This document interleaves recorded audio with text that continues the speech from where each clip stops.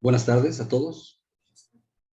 A nombre del Seminario de Metafísica de la Facultad de Estudios Superiores Acatlán, de la Universidad Nacional Autónoma de México, me complace darles la bienvenida a esta segunda conferencia, el ciclo de conferencias que acompaña nuestro curso Schopenhauer versus Schopenhauer,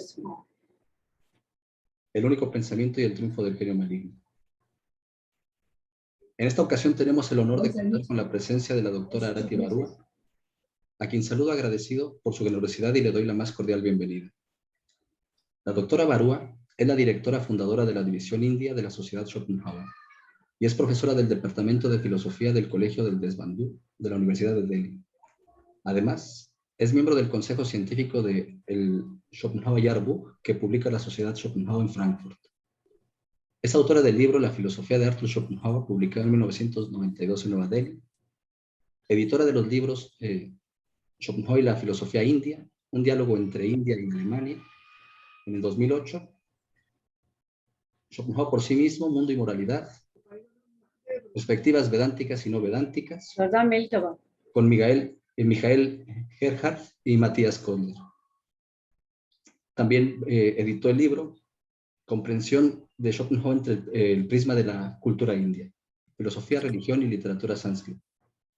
Además ha publicado diversos artículos de investigación, especialmente sobre Schopenhauer, Michael Krauss, George Grant y Gandhi, y dictado numerosas conferencias.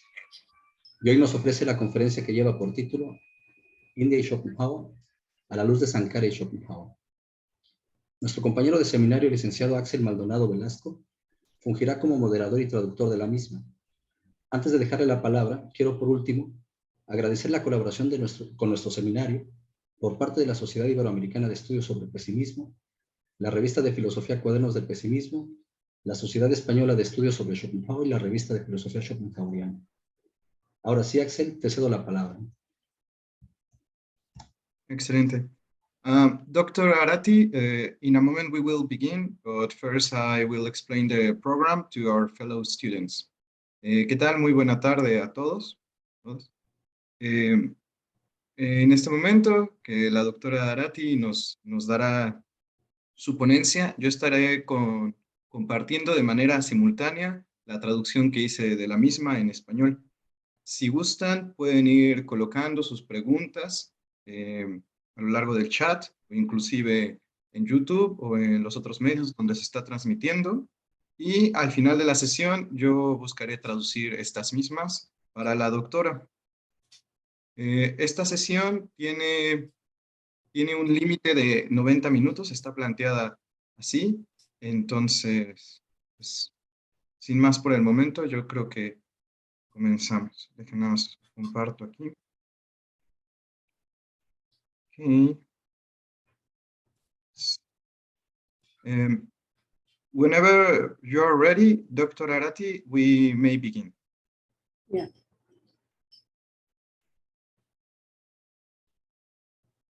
Namaskar. Greetings from India. And first of all, I would like to express my heartfelt thanks to Dr. Fernando Burgos and Dr. Jesus Carlos for giving me this opportunity to present my paper and to take part in discussion on Schopenhauer. My humble gratitude to the Philosophy magazine Notebooks of Pessimism of National Autonomous University of Mexico. Thank you. Now, can I start my paper? Yes, please. So my paper is India and Schopenhauer in the light of Sankara and Schopenhauer. Arthur Schopenhauer was perhaps the first major Western thinker who was so much influenced by the Upanishads that he wrote, "In the whole world, there is no study so beneficial and so elevating as that of the Upanishads.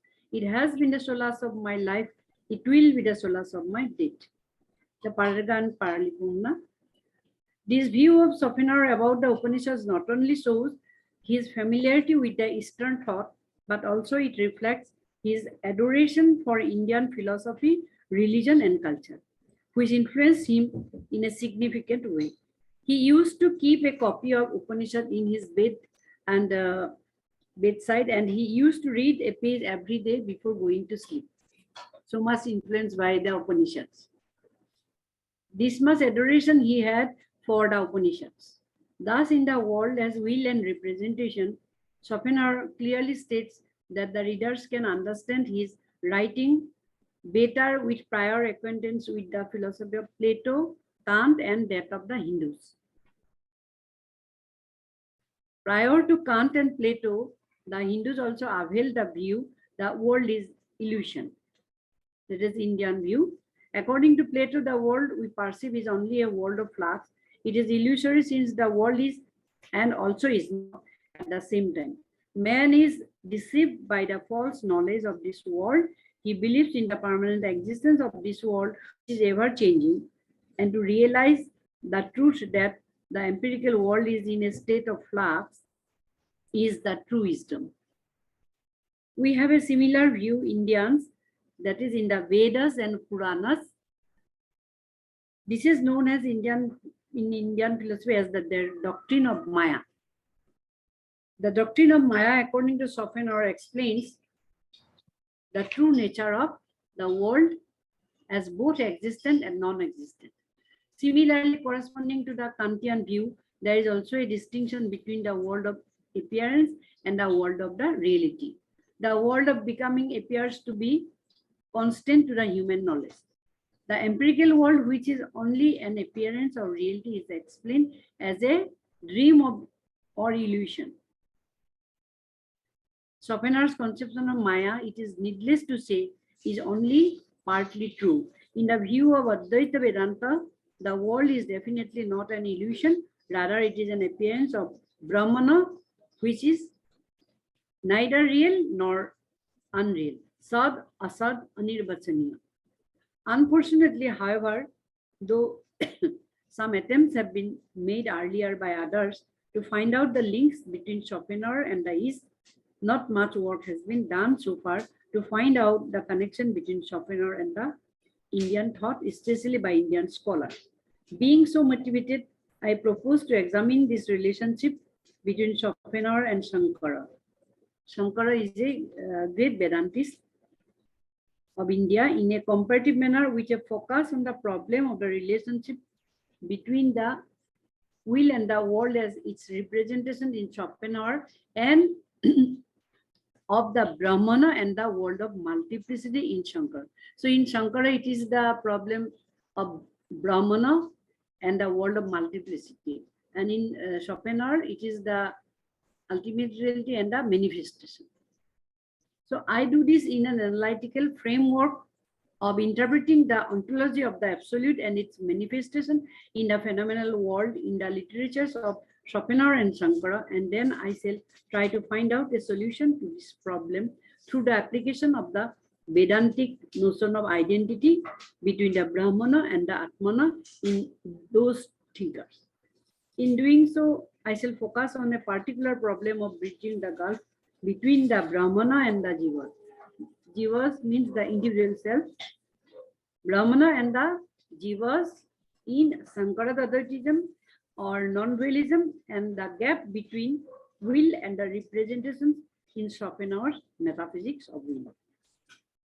Being a researcher on Schopenhauer's philosophy and having been exposed to Shankara's philosophy, I believe that a comparative study of both these thinkers will be highly illuminating in finding a solution to the problem of bridging the gulf between the will and the representations in Schopenhauer's philosophy. Also, it will be recognition to Schopenhauer's link with the Indian philosophical thought in a definitive manner, as well as an attempt to derive a synthesis between the Indian and the German philosophy. In Schopenhauer's philosophy, there are two sides of the same coin. On the one hand, there is the world of representations or the world of phenomena, and on the other, the world as will. The whole world is the objectification of the same will, which is the thing in itself, but the same will objectifies itself in different grades, in different degrees. There are 4 grades of the objectification. First, inorganic nature, then vegetable kingdom, the third animal kingdom, and the human will. The human will he takes as the best example of all the objectifications where the will is manifested in its highest degree. However, the difficulty here is to connect the one individual will, that is the thing in itself, to the world of plurality, which is the objectification of that will. The problem arises because this world of multiplicity is to be again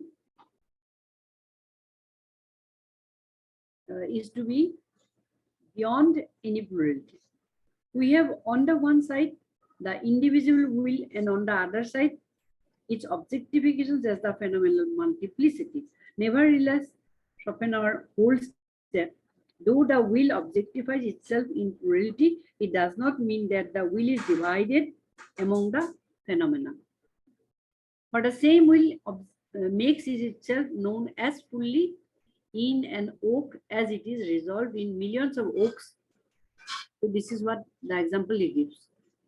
That the same will is manifested in one will as it is revealed in millions of oaks.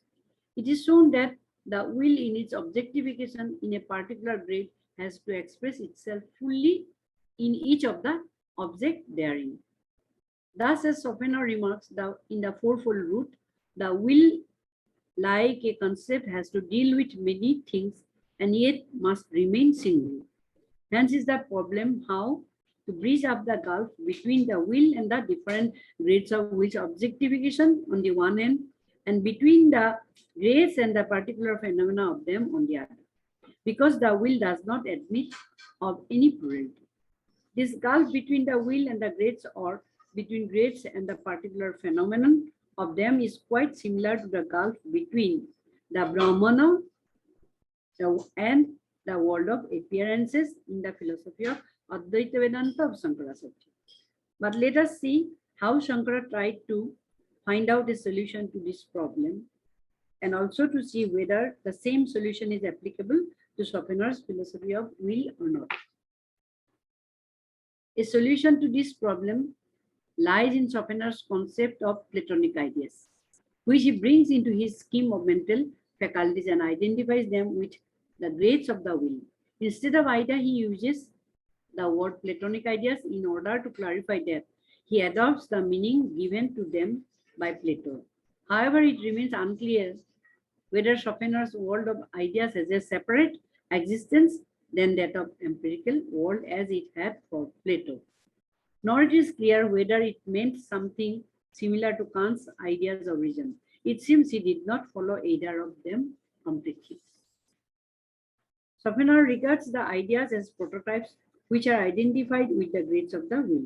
As such, Schopenhauer is more interested in evaluating the logical character of ideas than in clarifying their ontological status. Hence, from the fact that Platonic ideas are identified with the grades of the objectification of the will, it does not follow that Schopenhauer assigns some kind of separate existence for the ideas in another world.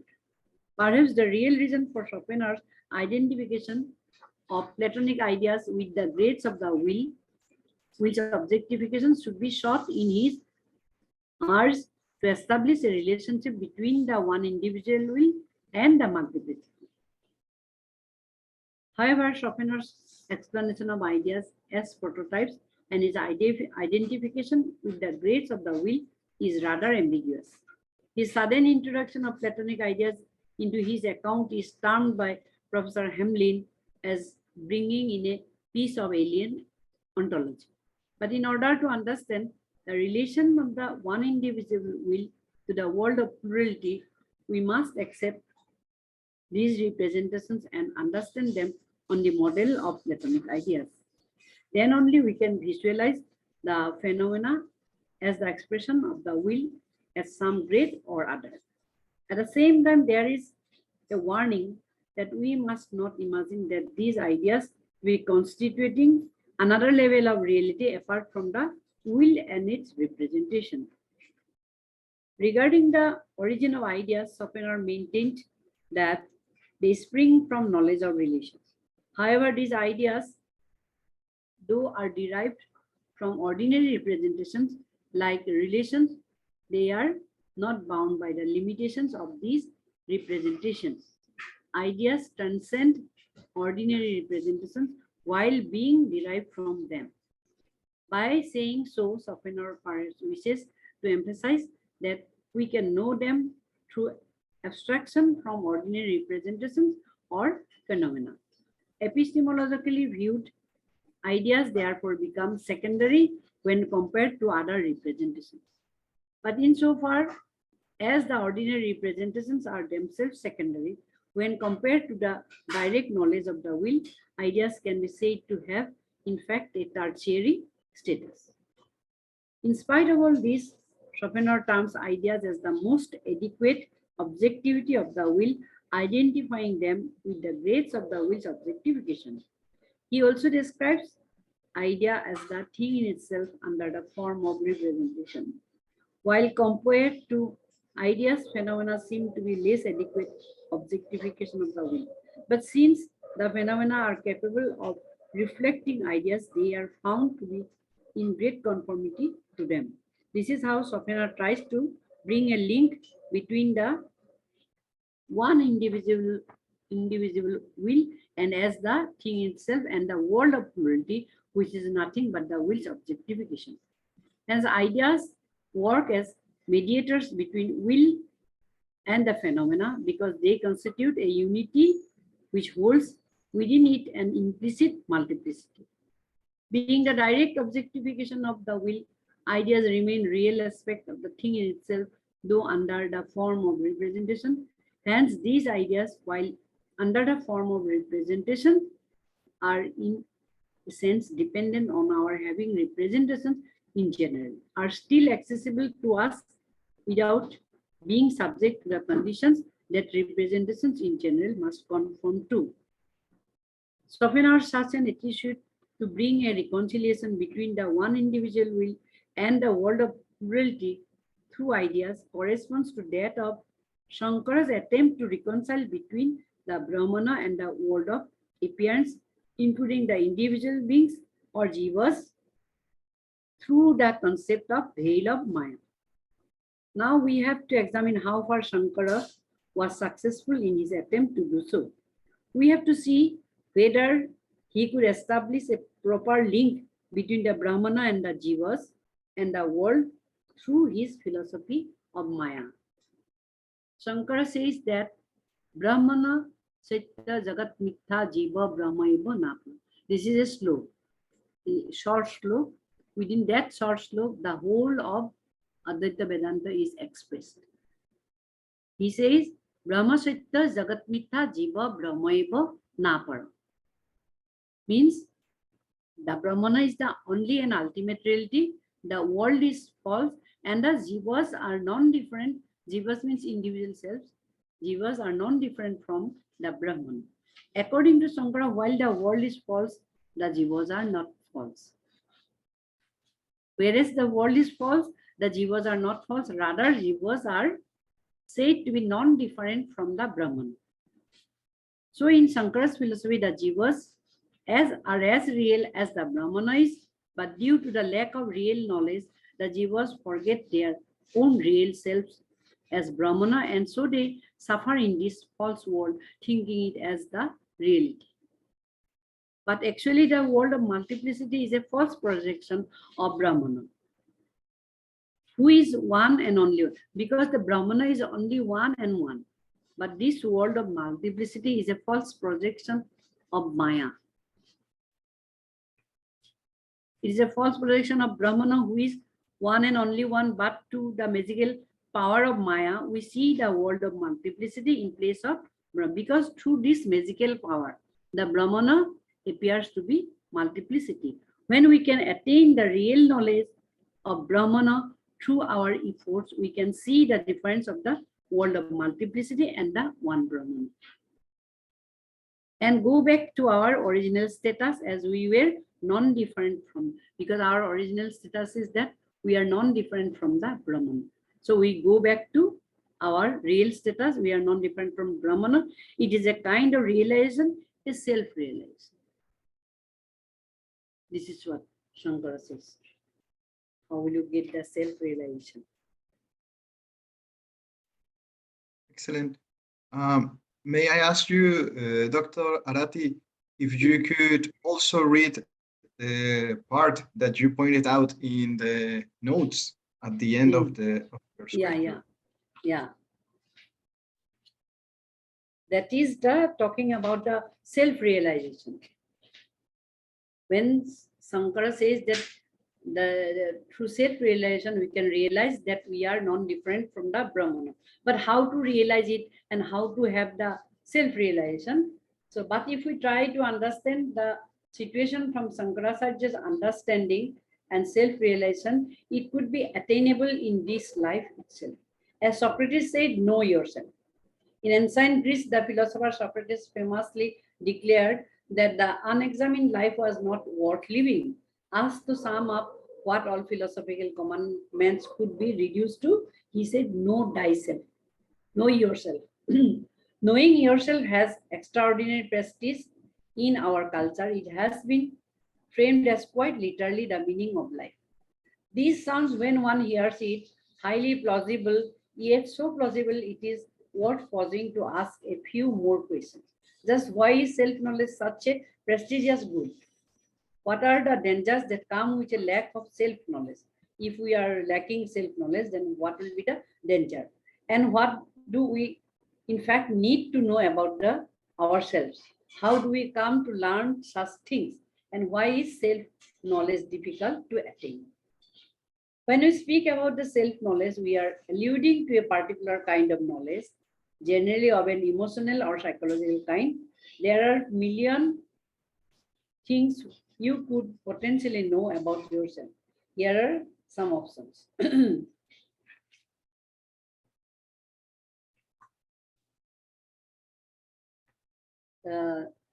Narada is a character from our epics. I don't know whether you know. The Narada who seeks jnana from, says Sanat Kumar in the Chandogya Upanishad. There are many Upanishads. This is Chandogya Upanishad. In Chandogya Upanishad, Narada seeks jnana from, says Sanat Kumar, illustrates this truth. Narada is well versed in Vedas and Upanishads and other texts dealing with spiritual wisdom and the sciences of the ages. But he confesses to Sanat Kumar that he finds something lacking in all thorough knowledge. Means he has so many knowledge, but still he feels that there is some lacking. He wishes to know what this need signifies. Sanat Kumar shows Narada that the self or Atma is the source of all things, such as hope, memory, etc., as well as the source of all power, all knowledge, all happiness. Those who know the self are free of sorrow. The Mandukya Upanishad, there is another Upanishad, Mandukya Upanishad says, having known the self, the sages are filled with joy. So if you know yourself, then you are filled with joy. They are really blessed and are tranquil of mind and free from passion. Realizing everywhere the all-pervading Brahmana, deeply absorbed in contemplation of his being, they enter into him. The self of all, Atma-jnana. This is said Atma-jnana. Atma-jnana gained as a revelation when realization comes through deep contemplation in the path of attaining liberation.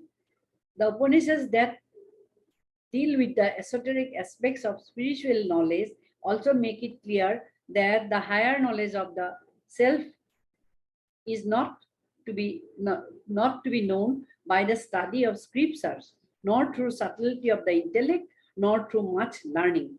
They affirm that the self reveals its true being to one who longs to know the self and engages in the light meditation. Since it is natural to become a prey to the ego and feel a sense of Santi mantras that help to check this trend, said Sri K. Srinivasan in his discourse. They are talking about the self-realization. Through self-realization, you can have Brahmana. Okay, excellent. So now I thank you very much. I will proceed to reading the questions, first in Spanish and then in English, so I may ask you. So we have first question made by Dr. Jesus Carlos. This one first in Spanish. Hay en el único pensamiento de Arthur Schopenhauer propiamente una brecha entre voluntad y representación que pudiera consistir en un dualismo, tomando en cuenta que su filosofía afirma gen kai pan, o es una consideración posibilitada en el hombre por su modo de ser, esto es, poseer lenguaje o abstracciones. So he asked, is there in the only thought of Arthur Schopenhauer properly a gulf between the will and representation that could consist in a dualism, taking into account that his philosophy sustains gen kai pan? Or is it a possible consideration in the man because of his way of being? This is attaining having language or abstractions? I don't know if the question was clear. That Schopenhauer will and the manifestation, then what you say? What is the question? He asks whether there is a gulf between the will and representation that could consist in a dualism, taking into account the philosophy of gen kai pan, or is this gulf a consideration only possible because the man and his way of being is to have language and abstractions? The gulf is there in Schopenhauer's philosophy, the gulf between the will, the thing itself, and the world of objectification of that will. The gulf is there, but how to reconcile? So he said so many things you have seen, that Plato's Platonic ideas, then the forms of ideas. He has said many things about it, that they are, how they are, the gulf is bridged. But it is not easy to say that the gulf is bridged. As I said in Sankara, Brahmana and the world of multiplicity. This is the same.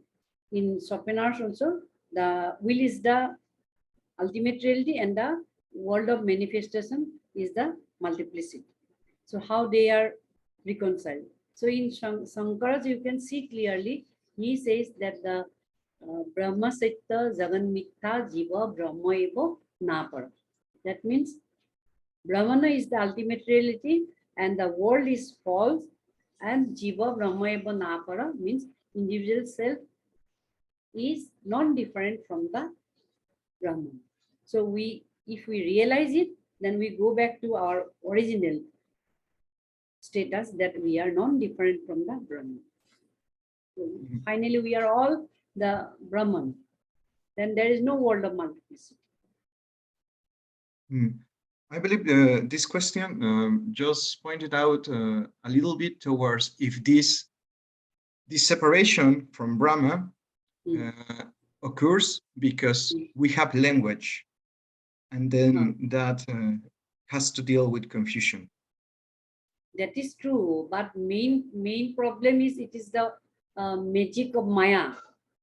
There is a magical power which is called Maya. Maya you have heard of.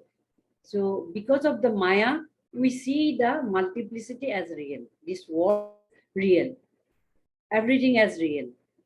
As long as we are under the influence of Maya, so then this happens. And when we are having the self-realization that we are non-different from the Brahmana, then we go back to Brahmana. Then the world cannot attract us. The multiplicity world, it cannot attract us. Okay, perfect. I will give the translation to Spanish. La respuesta de la doctora fue que la brecha está ahí, no es fácil afirmar que ha sido superada, ¿no? Sin embargo, en Sankara pues podemos ver que se afirma constantemente que Brahma es la última realidad.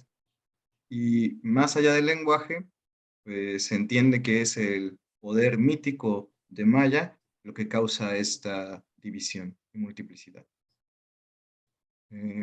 Sí, Carlos, si gustas preguntar tú directamente. Sí, muchas gracias, Axel. Mi pregunta va encaminada hacia las ideas y si se me permite, quisiera hacerla un poco más directamente en inglés a la doctora Arati. Yeah. Si son, son necesarias, bueno, es una pregunta doble, si son necesarias las ideas en el aparato teórico schopenhaueriano y si estas ideas se asemejan a Platón. Entonces, Dr. Arati, I would like to know if you consider that the ideas in Schopenhauer's philosophy are necessary for its conception of the world, and if it does, if these ideas are really similar to Plato's ideas, because I think that there's a sort of a difference between them. Thank you. Yes. Oh, what are the differences you say? Hello? Okay, the difference is Plato's ideas are more like concepts. Schopenhauer's ideas are like intuitions. He says, ante re, post rem, before the experience or previous experience, and what I mean, what it means, just a meaning or an experience, and all the whole possibility of experience, it's in intuitions. Concepts keep away a lot of the meaning. Yes, it is just like that. The whole thing is that the world, the will is the ultimate reality, and finally the world we are seeing, that is the multiplicity. This is the objectification. He said the animal kingdom, and then finally the human will, that is the highest manifestation. So what he said finally, that will and the objectification that remains, that gulf remains. Whatever he used, ideas, Platonic ideas, so many things, but finally the gulf is still there. He could not pick up.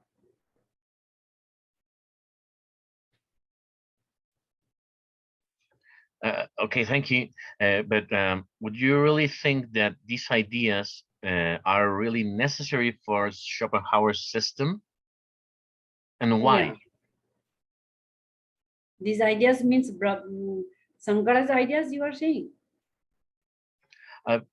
Yeah, the ideas in Schopenhauer's system and the ideas as an analogy from Brahma's. Brahman. These are essentially, yes, everyone wants to get the liberation from this world of multiplicity, finally. So if you get a way how to get away from this world of multiplicity and suffering, Schopenhauer also said suffering, and he wanted to get relief from this world of suffering. Then you have to follow something. As Brahmana say, Shankara say, Brahma Siddha Jagan Mitha Jiva Brahma Eva Na. So in that way, Schopenhauer also, he also follows. He every night he reads a page of Upanishads, and he said the Upanishads are the highest beneficiary reading, and these are the solace of my life, and it will be the solace of my life. Date. So why he is saying that he is following? That is why. The similarity. Okay. I thought. Yeah, thank you very much. It's a pleasure to have you here. Okay, thank you so much. yo hago la traducción. I will translate. Son necesarias las ideas y si se asemejan a Platón, solo como tal, la voluntad es la realidad última. Cualquier cosa que utilices, pues, ya ello. Son realmente necesarias entonces las ideas. Y lo que nos explica la doctora Arati es que pues, esencialmente todo el mundo busca la liberación. Schopenhauer también.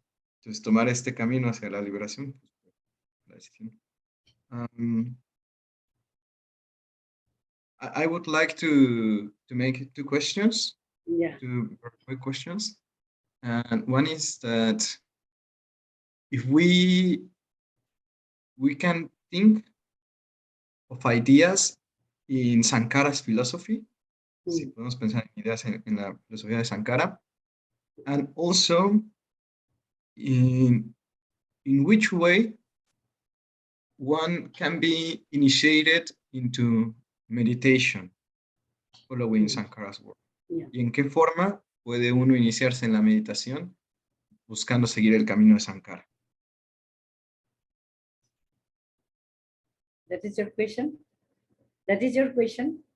Yeah. Yeah. So here just now I have said that deep meditation is necessary to have the self-realization. But that thing, you know, meditation or literature, all these things are not sufficient. Main thing is that meditation, then only you get the realization. You have to have the self-realization by any means. This is very difficult. It is not simple. So meditation is there, but also some other things are also needed. Sravana manana nididachana. You have to hear, then you have to concentrate, then you have to do the meditation, then only you will get the self-realization. And once you get the self-realization, then this world of multiplicity does not attract you. You are free from all these things. And the other question is, is there a way we can talk about ideas in Sankara's philosophy? Means Shankara's philosophy, what ideas? Yeah, if there's such a thing as ideas in Sankara's philosophy, or like Schopenhauer. Ideas mean I don't understand. So Shankara's philosophy is very simple. Yeah, it is said Brahmana is their ultimate reality and the world is false. And we are non-different from the Brahman, pure consciousness. And we go back to pure consciousness.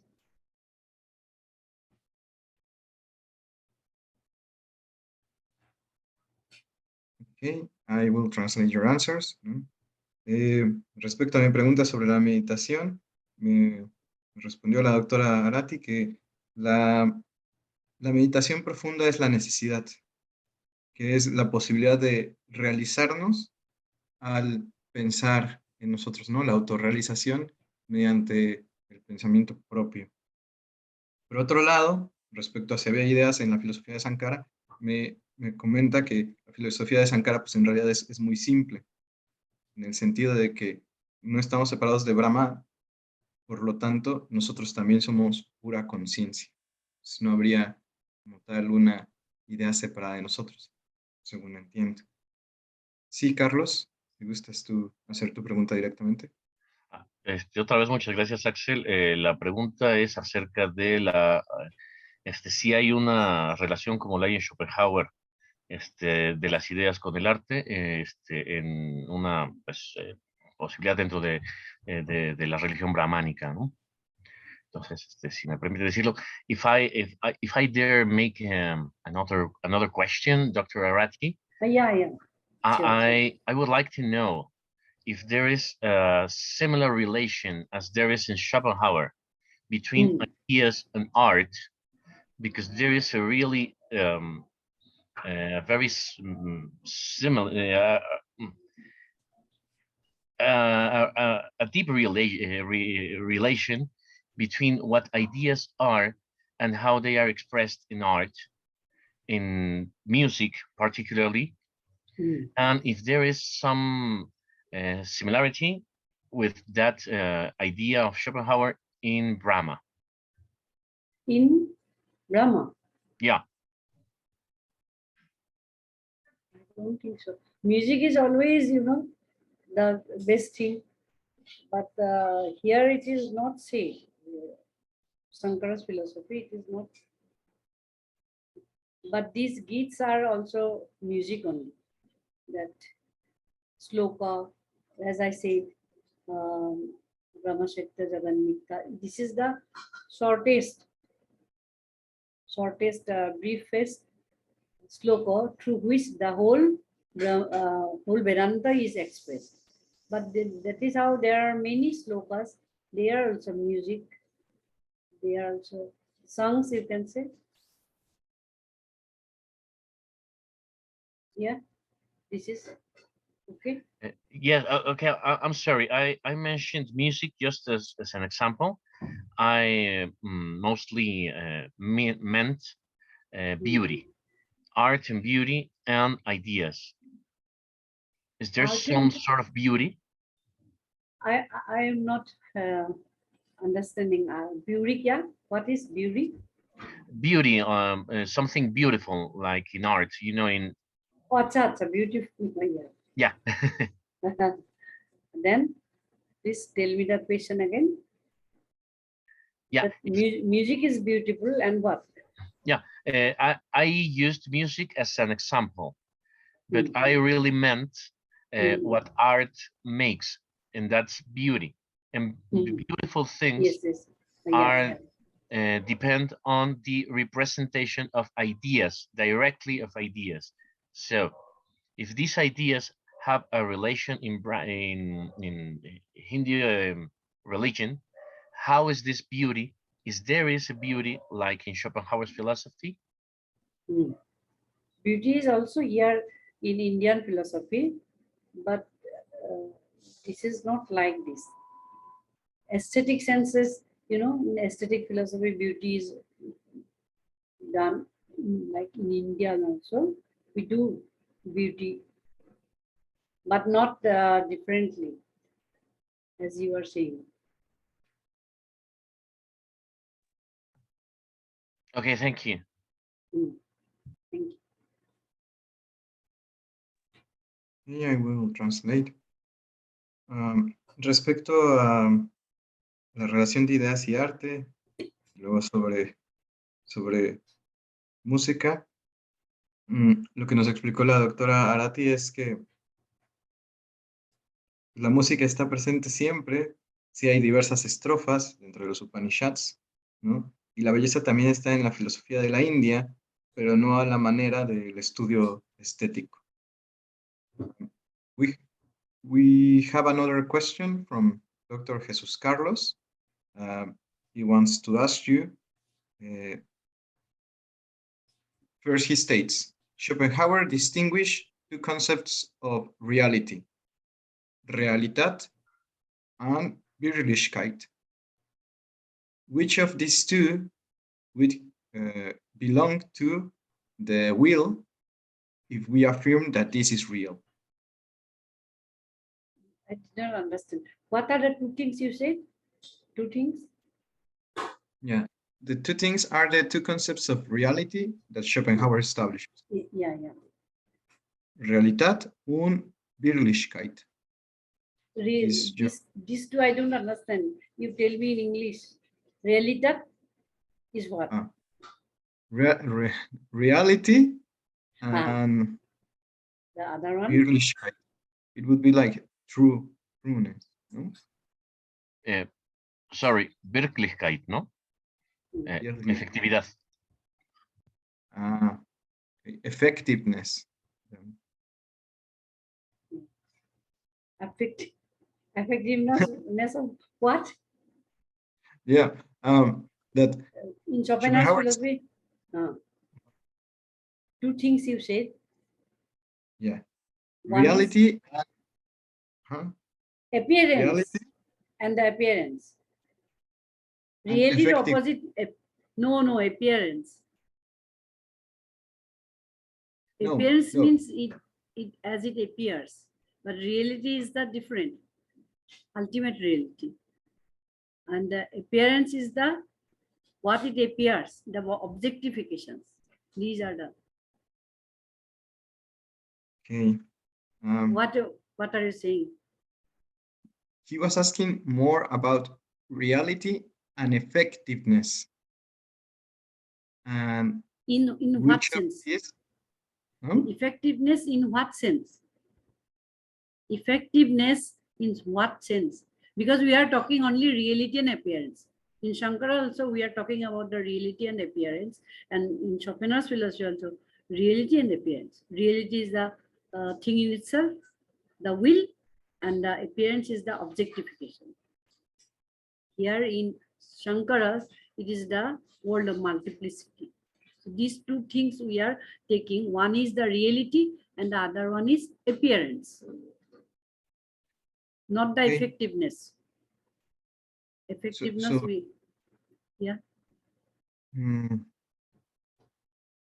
Is there a distinction between reality and effective reality?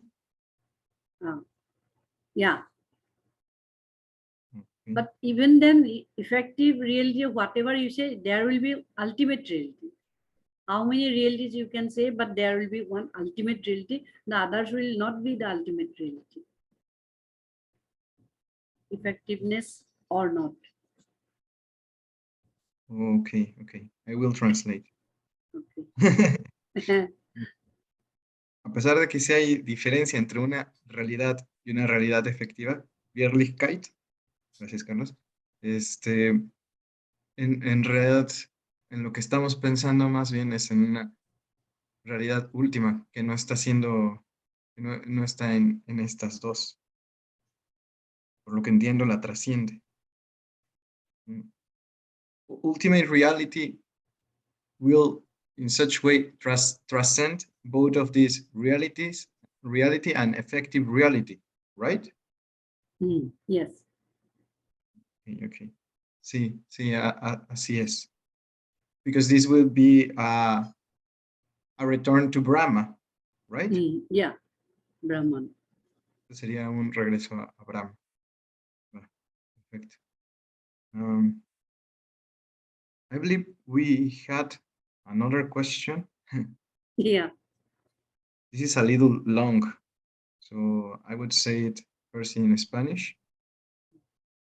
Hablar de conexión entre la objetividad y la voluntad no implica afirmar el principio de razón suficiente entre ellas como objetos del mismo. A saber, la voluntad sería la causa de la objetividad. Al final del parágrafo 29, Schopenhauer insiste en una pregunta desatenta. ¿No se caería en el planteamiento en la misma? No sé, Jesús, si nos puedas dar alguna indicación respecto de esta parte del parágrafo 29, de este final. Quizás ayude a clarificar un poco más la pregunta. Wait a second, please.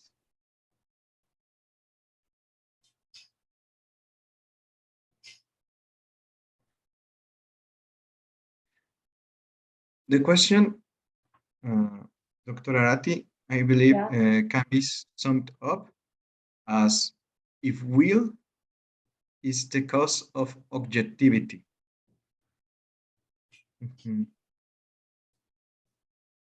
What? Will? The question, if will is the cause of objectivity. The will is there and the objectifications, the world of multiplicity. So how can you make do the same thing? Will is the ultimate reality, and the will manifests itself, objectifies itself in this world, like unorganized and unorganized nature, and then animal kingdom, then human will, like this. So the will objectifies itself. Okay, in these distinct grades, right? Yeah. Okay. Sí, sería que la voluntad como tal se objetiva en estos diversos grados que ya se nos han mostrado previamente. Luego me comenta Jesús Carlos, la pregunta es atenta es tomar a la voluntad como causa. But would this be a problem if we take will as the cause of this objectification? Yeah.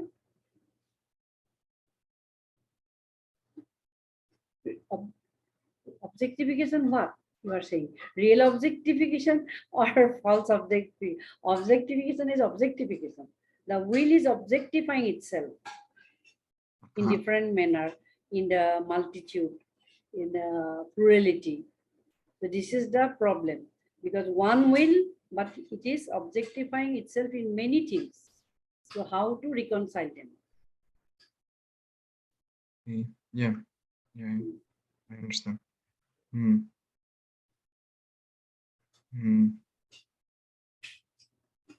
But in such thinking, are we taking the will as a cause?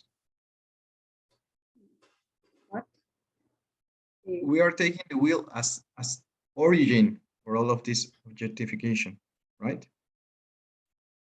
The will's objectification.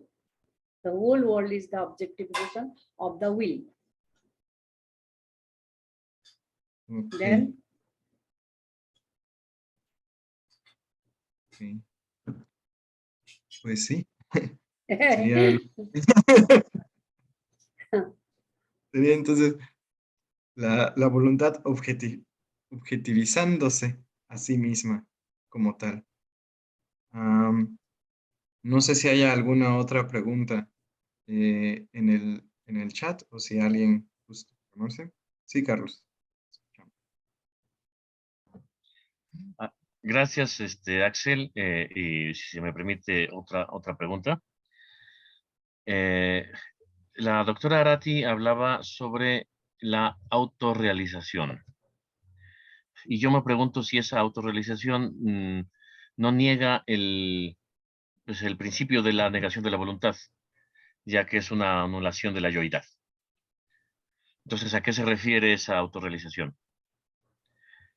Dr. Arati, I'm sorry, another question from me. Yeah. You spoke about self-realization.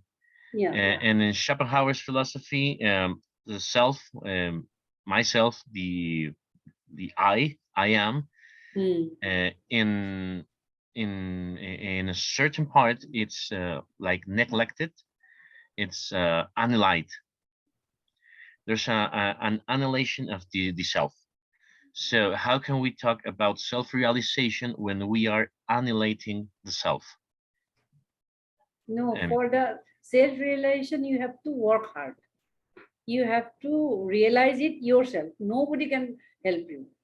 This self-realization is by yourself, by meditation, by jnana. Jnana means wisdom, by whatever way, but you have to earn it. You have to get it. Nobody will give you. So Schopenhauer has some ego or ism, but even then he also has to transcend this world, and he has to go to the what to say. He also wants to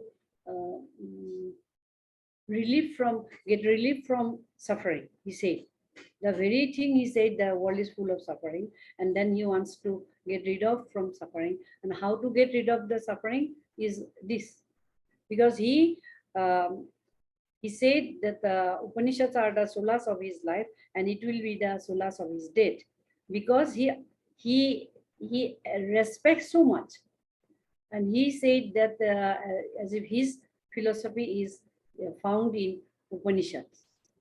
He says it is found here or whatever, so it is similar, he says.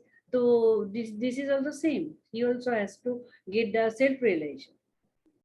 Otherwise, he cannot get his Liberation. To get the Okay, liberation. and that liberation is a liberation also of myself. Yeah. Okay.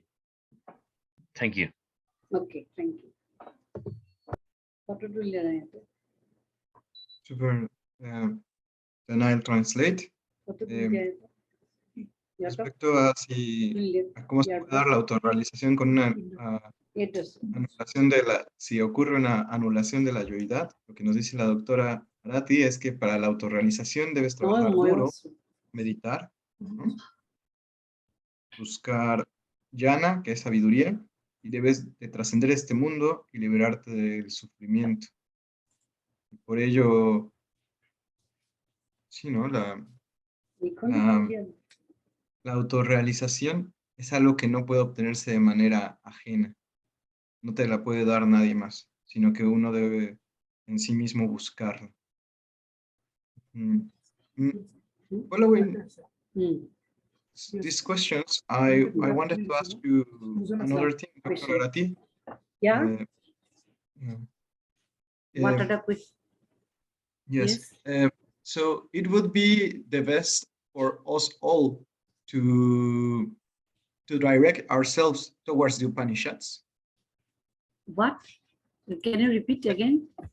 Yes. Would it be the best for us to look for guidance in the Upanishads? Yes, yes, yes. You have to look for the Upanishads and take the advice and follow. Then only you will have the liberation, like Schopenhauer. Okay. To read the Upanishads would be an equivalent as to meditate or not? Meditate, yeah, there is meditation. You have to do the meditation. You have to take a guru. Guru means teacher. Then you have to learn the things from him, the jnana. And then you have to meditate. Meditation. Then only you realize. But to meditate and to take a guru, yeah. To meditate. How will you do and yeah, you cannot do yourself. You have to learn from someone. So you have to take a teacher. So he will teach you everything. Okay, now I'll translate. Okay. Pregunté respecto a si era conveniente que todos nos dirigiéramos a los Upanishads para buscar esta autorrealización. La doctora Arati me responde que sí. Pregunté entonces si meditar era distinto a leer simplemente los Upanishads y me responde que sí, en cierta medida. Se necesita buscar a los Upanishads, pero también se necesita buscar un gurú o un maestro porque se necesita guía respecto a lo que significa la meditación. Sin embargo, pues esta búsqueda tiene que ser propia. Por eso se distingue en esto de cómo la autorrealización tiene que partir de uno mismo, porque uno mismo es el que busca al maestro y entonces se dispone hacia este aprendizaje. Y me comentó que es un gran esfuerzo y sí, una búsqueda. Okay, I believe we have one other question. I'll first read it in Spanish. No me quedó clara la inquietud que planteó la profesora. ¿Las ideas están separadas del mundo o no? Ay. I believe we will return to this question. Are ideas separated from the world or not? Is what Salvador asks. Ideas separated from this world.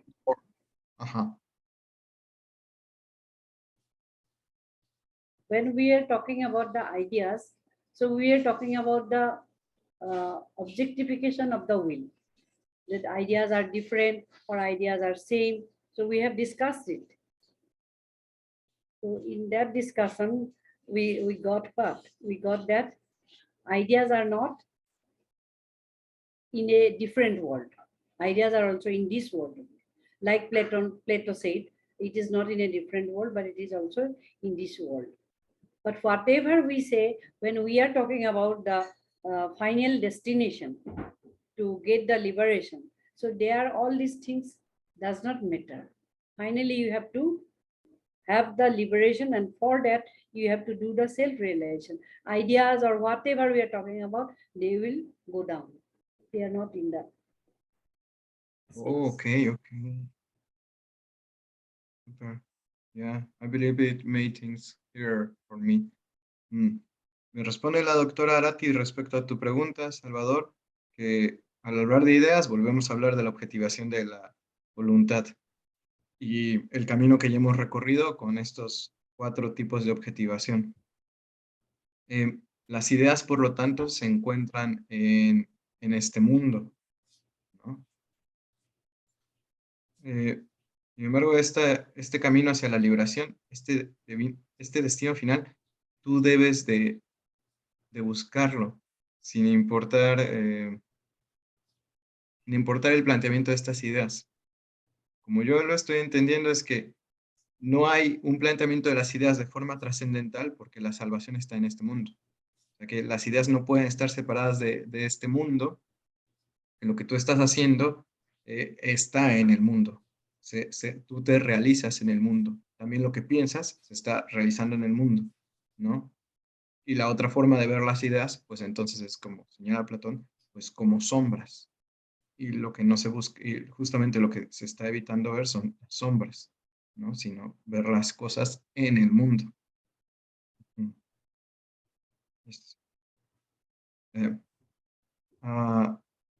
Okay, we have one third question from Dr. Jesus Carlos. I'll also read it in Spanish first. Respecto a las ideas, sí, podría aclarar un poco más el estatus ontológico de las ideas. Es decir, no son las ideas trascendentales al modo de los objetos ontológicos del principio de razón suficiente, esto es, espacio-temporales. Además, que los fenómenos sean capaces de reflejar ideas implica que estos son como espejos y no solo la pared de piedra de la caverna en la que se proyectan sombras. Habría un cambio respecto a la consideración de las ideas de Schopenhauer. Y por último, si las ideas son contempladas al margen del principio de razón suficiente, ¿cómo pueden ser objeto epistemológico? Okay, so this is a very long question, but I'll try to divide it for it to be easier for everyone here. Yeah. First of all, Dr. Jesus Carlos asked if you could establish the ontological status of ideas.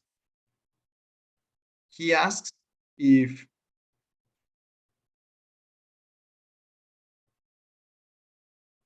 the ideas are transcendental objects,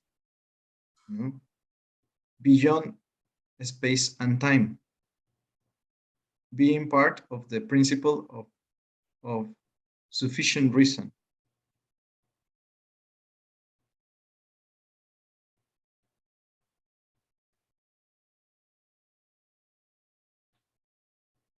Dr. Arati? Yeah. What is the question? The question is, if you could establish the ontological status of ideas. And he asks if ideas are transcendental in the way of space and time, in the same way as space and time.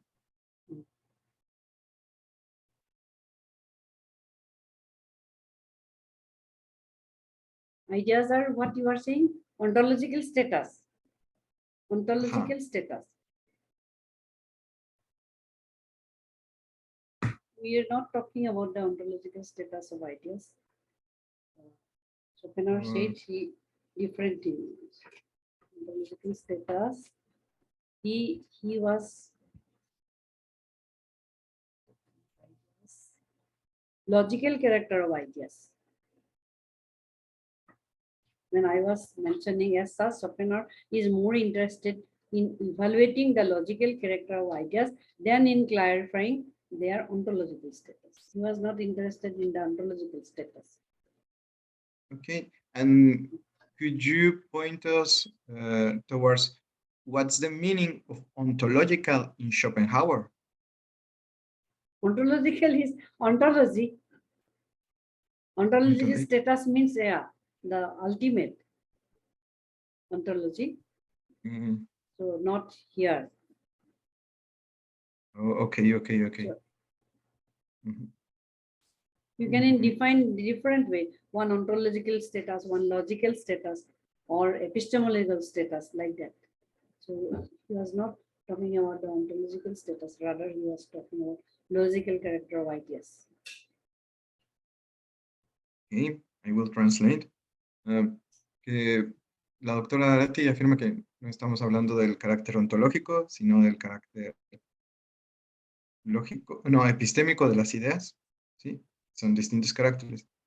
Y cuando pregunté respecto a cuál es el significado de ontológico en Schopenhauer, me dijo, pues, ontología. En el sentido de realidad última.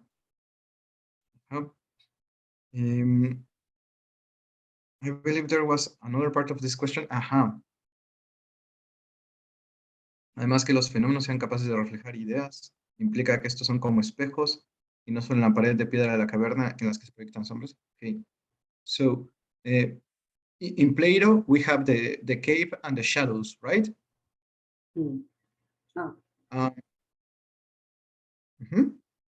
So, if ideas reflect the world, wouldn't they be more than shadows, like mirrors? Yeah, one can interpret like that. Many interpretations can be there. One interpretation can be there. But you have to say those what you said. Ideas, they are also shadows. I mean, many interpretations can be from one thing. So one interpretation can be there. What you are saying. Okay. Respecto a las ideas como espejos, me dice la doctora Arati que pues, puede haber muchas interpretaciones, entonces pues sí es válido verlas como espejos, más que solo como sombras. Y el doctor Jesús Carlos me plantea, para Schopenhauer es la doctrina de las representaciones compuesta por la dianología y la lógica, la que comprende también lo que antes se llamaba ontología, porque se creía que eran las propiedades de las cosas en cuanto tales, que no es más que la forma de nuestra facultad representativa, Vorstellungsvermögen, en la que todas las cosas, cualesquiera que sean, se presentan a sí mismas y por tanto reciben ciertas propiedades comunes. Y esta es cita de Schopenhauer.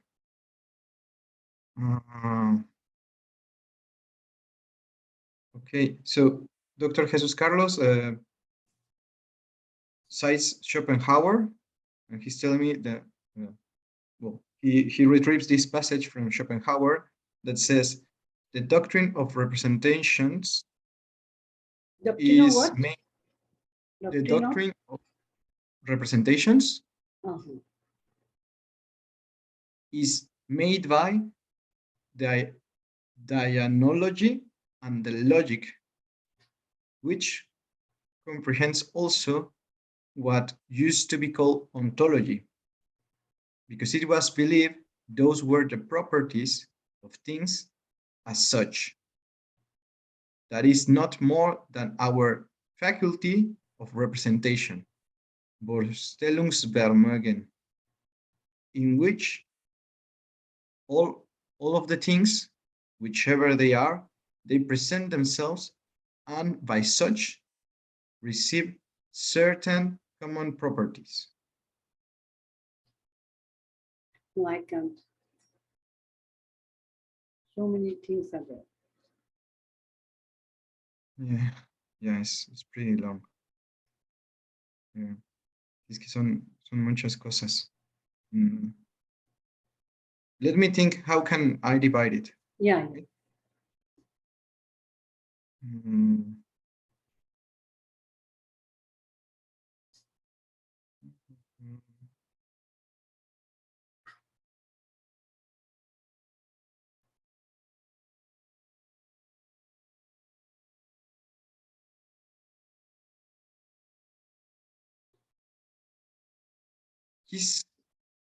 He's asking about the doctrine of representations. No? Yeah. And he cites Schopenhauer, assuring us that the doctrine of representations used to be called ontology.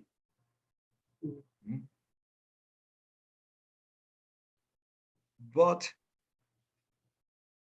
this was not as such, because the doctrine of representation, it's only our faculty to represent as such. No? That's why ontology wouldn't be the same as our faculty of representation, right? Yes. Okay. Entonces, sí persiste una diferencia entre nuestra facultad representativa y la ontología, ¿no?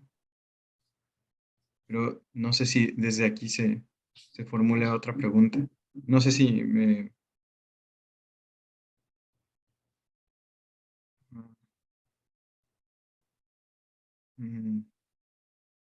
Maybe... Wait a second, please.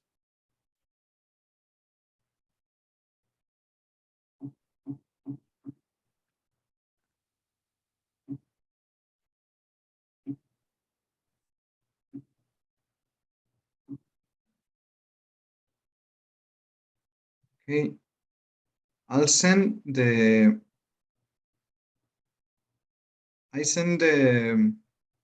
direct translation to your chat, chat. So if you could read it, please.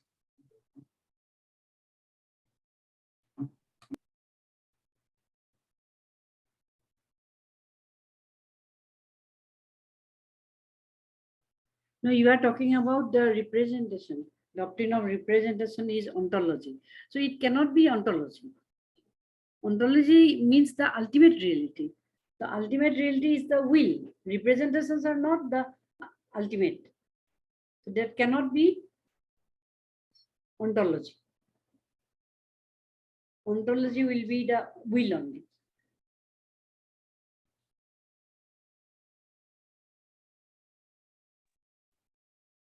Yeah, I will translate.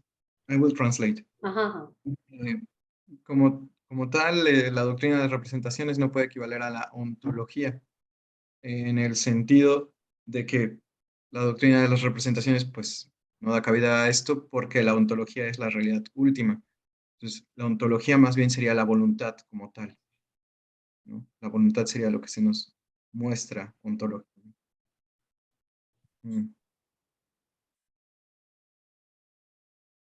Okay. No sé si haya otra pregunta.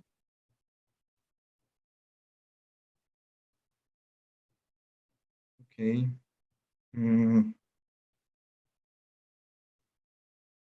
Bueno. I believe there are no more questions, Dr. Arati. Okay. Thank you. No, we thank you. It was nice to discuss all these things, question and answer. Everything was nice. We really thank you for your patience. We run again several things one-on-one, but I mean it's no easy subject. Yeah, that is true. Schopenhauer is not easy.